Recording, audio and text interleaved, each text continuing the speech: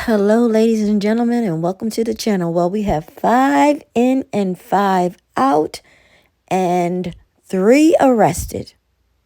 Yes, the Louisiana Jail Break. Let's take a listen to see who else has been arrested and for the prisoners that's been caught for running like slaves. Orleans Parish inmates are still missing as new video shows 3 of them walking through the CBD just an hour after their escape.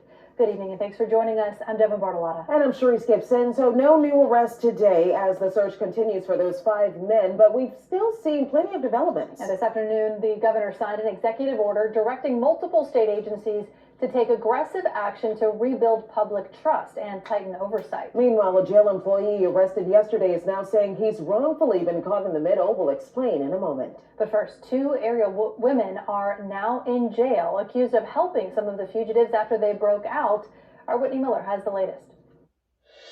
The search continues for multiple inmates who escaped from the Orleans Justice Center. Several have been captured, but others remain on the run. They should be arrested for doing this. We talked with a victim of one of the captured inmates over the phone. He asked to stay anonymous, but wanted to share how dangerous it is when people help these fugitives. I would leave town if I was anybody dealing with those 5.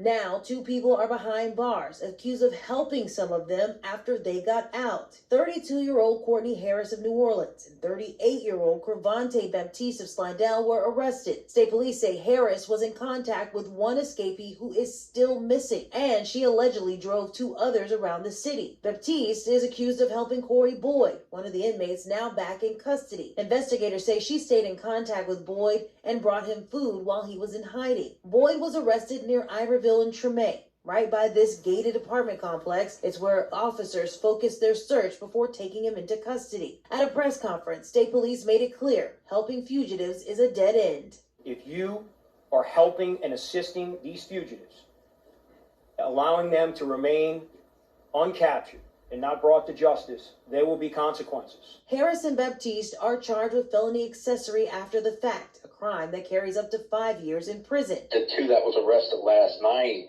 they got 5 years they got to deal with now. Frustration is growing in the community over how authorities have handled the escape and the ongoing search. I mean, on the other hand, I think that the sheriff should resign her position because it seems like she doesn't know what she's doing, and I think that the jail doesn't know what they're doing either.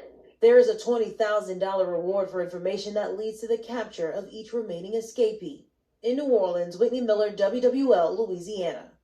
One Orleans Parish Sheriff's Office employee is also facing charges related to the jailbreak. Tonight we're hearing from his defense attorney. He claims he was caught up in the middle and was only fulfilling a maintenance request ordered by a deputy. Lily Cummings explains.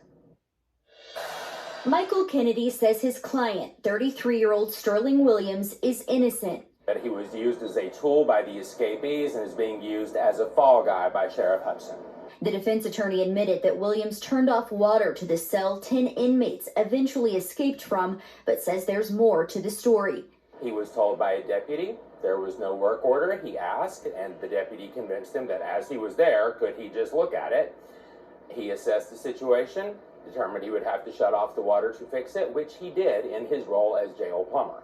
The inmates were then able to saw through these steel bars and escape behind a toilet. Court documents show one of the escapees, Antoine Massey, allegedly threatened to shank the worker if he refused to turn off the water. He didn't take this as a threat. He wasn't acting out of fear. He was taking this as normal jailhouse banter. Kennedy says Williams worked at the jail for 5 years and has never been arrested.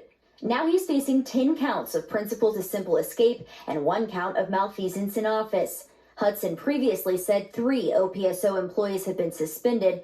It's unclear if Williams is included in that number and how many are deputies or staff. As part of our corrective action plan, several OPSO employees have already been suspended without pay.